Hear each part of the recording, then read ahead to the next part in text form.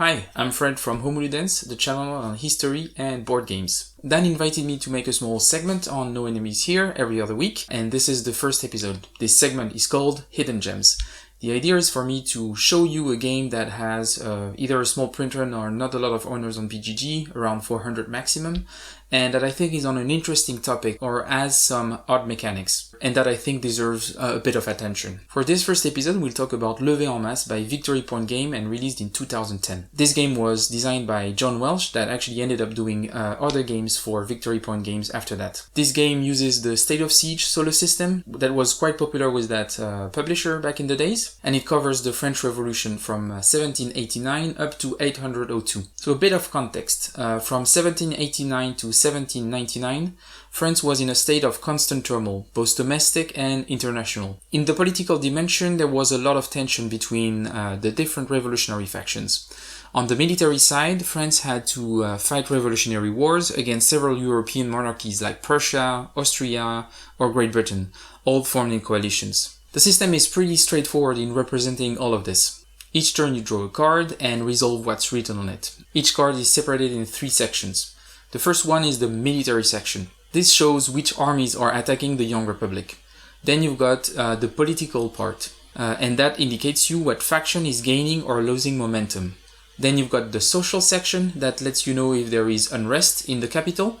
And finally, each card indicates you the number of actions you can take each turn.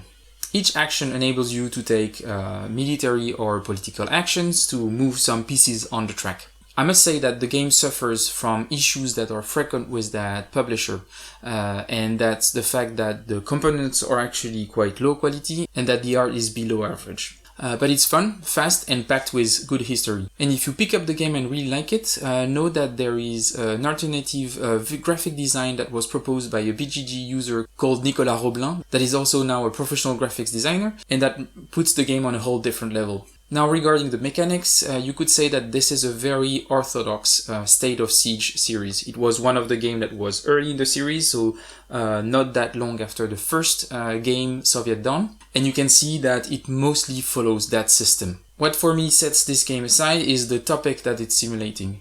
It is an event that is rarely depicted in wargaming, and I think that just that makes it a very interesting game to have in your collection and a very interesting game to play.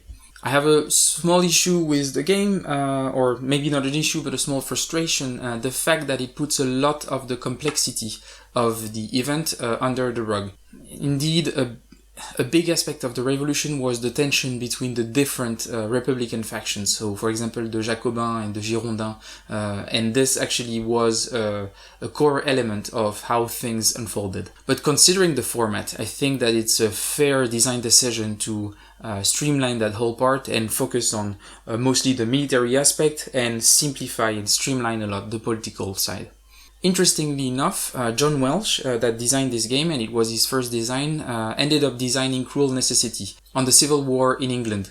And in that game, he actually pushed the system to a whole different level of depth and not letting aside the whole complexity of the event. So it's quite interesting that for his first design was just experimenting and keeping it simple, but then he felt comfortable enough to do something to a whole different level of complexity and was actually an amazing game. And beyond the theme, there is 3 things that I really like about this specific State of Siege game.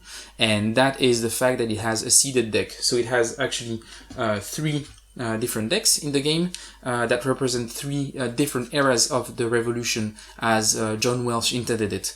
So for him, and that's really interesting because he talks about it in his designer notes, the French Revolution had 3 phases: the moderate phase, the radical phase, and the reactionary phase, and those are represented by the 3 decks that will have different events and will impact the military and political tracks in different ways.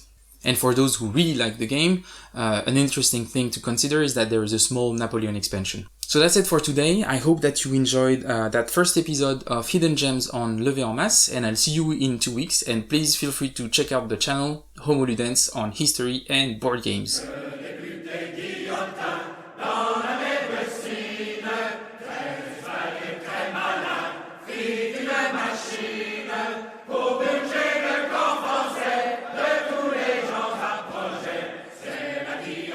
Untitled Chapter.